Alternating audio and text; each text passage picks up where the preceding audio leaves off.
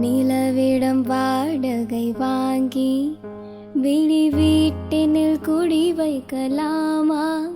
நாம் வாழும் வீட்டுக்குள் வேறாரும் வந்தாலே தகுமா? தென்மலை தேக்குக்கு நீதான் உந்தன் தோள்களில் இடம் தரலாமா? நான் சாயும் தோள் மேல் வேறாரும் சாய்ந்தாலே தகுமா?